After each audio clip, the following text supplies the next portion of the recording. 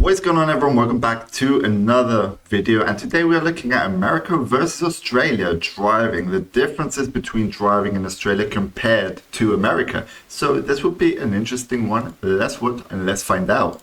To the channel, my name's Caitlin and I'm an American living in beautiful Sydney, Australia. I wasn't sure if I was going to make this video because I am probably not the best person to make this video.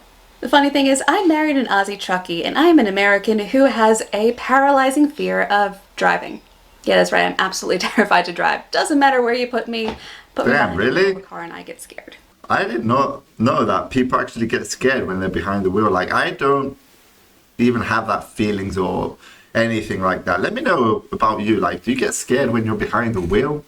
Let me know in the comments. But there are so many differences to driving over in the States compared to here in Australia. And since I've lived here for over 2 years, even though I'm not a driver myself, I do think I'm pretty qualified to talk about some of these differences. So grab a bicky, grab a cuppa, and let's get right into this video. Let's get it. Number one, let's get the most obvious one out of the way. Here in Australia, people drive on the opposite side of the road. Okay. In the States, we drive on the right-hand side. Here in Australia, we drive on the left-hand side. I currently live in Cyprus, a European country for those of you who don't know. And yeah, we do drive on the left. So when I do travel to countries where they drive on the right, bro, that is totally like confusing to me. Like most other Commonwealth countries. So naturally, as part of this, the steering wheel is on the other side of the car.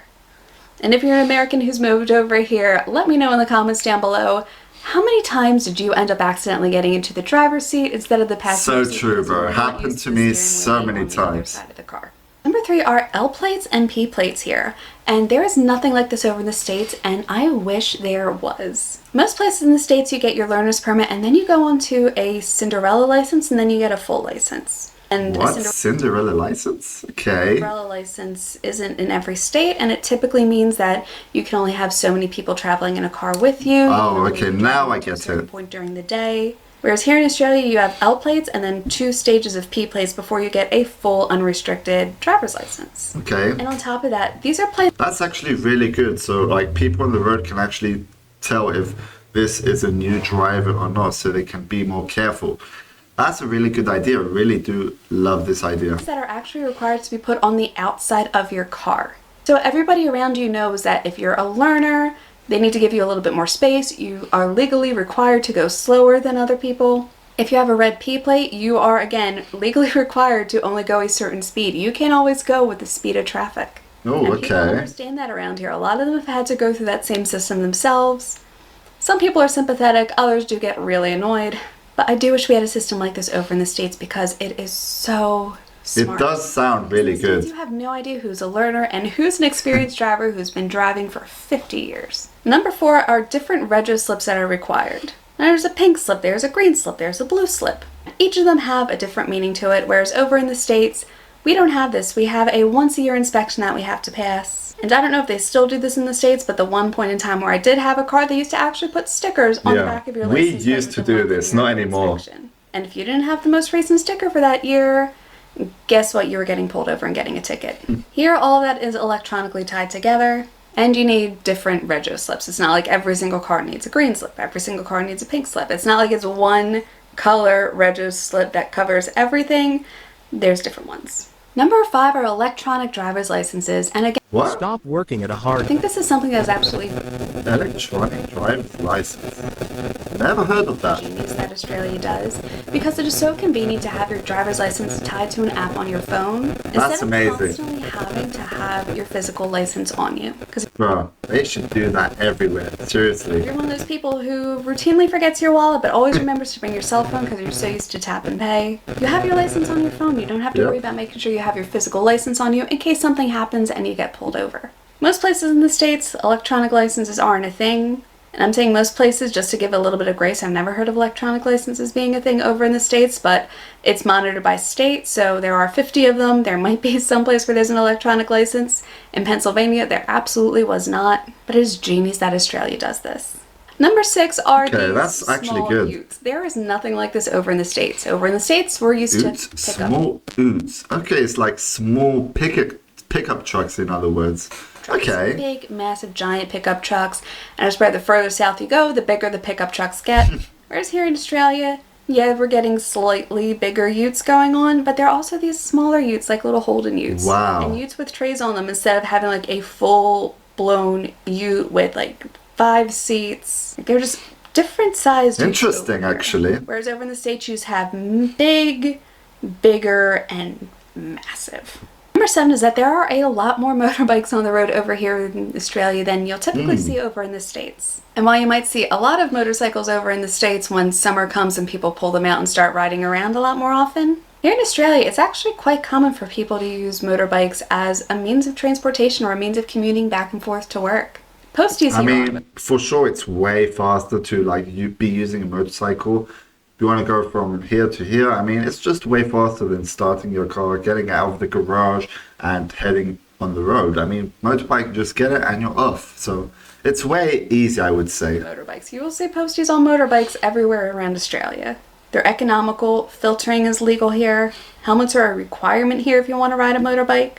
While obviously you still have all the typical dangers that come with riding a motorbike or a motorcycle, you're a little bit more prepared and a little bit more safe here in Australia compared to the States. Okay. Which is something that scared the hell out of me the first time Mark did it. I almost had a heart attack. I'd never been on a motorbike before, and he was filtering at stop signs. I had no idea that that was a thing because in the States, that is illegal. Here, it's not only legal, but between bike riders at least, it's encouraged because it is a safety thing.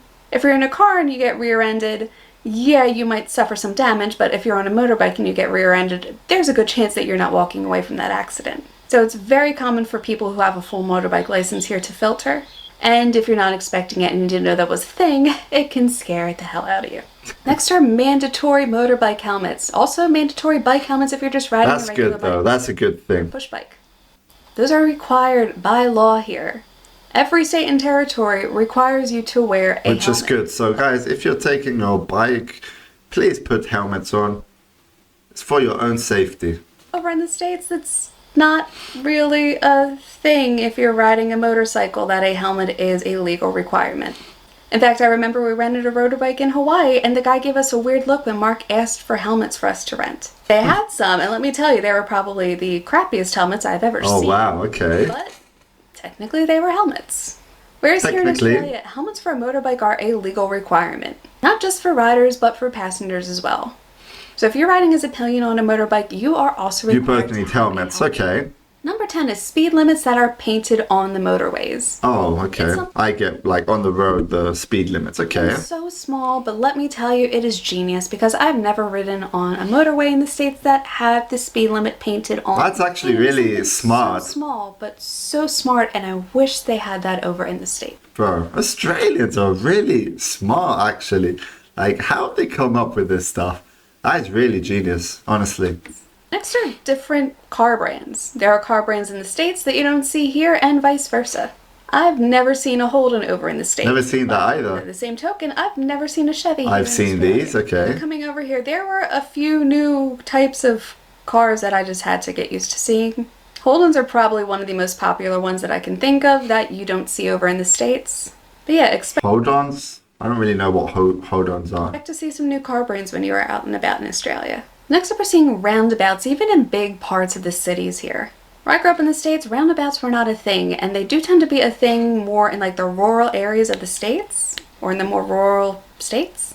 But I was born and raised in a big city over in the States, and I had never seen a roundabout before I moved to Australia. Wow. Wait, guys, do they not have roundabouts in America? That's actually shocking. I'm shocked by this now, if this is true. Let me know in the comments if you know anything about roundabouts in America. The thing over in the States, it is like a 4-way stop sign. That is the norm. Whereas here, roundabouts are a lot more common, and statistically, roundabouts are also a lot safer. And last but not least, one thing that trips me up time and time again is calling it petrol instead of gas, which is short for gasoline. I know a lot of Aussies love to say, no, it's not gas, it's petrol. Gas is gas. Gas isn't a liquid. Obviously, it is short for gasoline. But here in Australia, they call it petrol. We call it petrol. I sometimes call it petrol. I call it petrol as well. Guys, let me know if there's anything down below that you think I missed. Actually, I use both, to be honest. Petrol and gas. It's just whatever comes out, I would say. So yeah, that was actually a really interesting video. Who's this by? Kinder Australia. Okay, great video actually. Let me know if you enjoyed this, guys. If you have anything else to add to what she said here, let me know in the comments. And if you have any more video suggestions, guys, send me links in the comment section and I will be checking them out.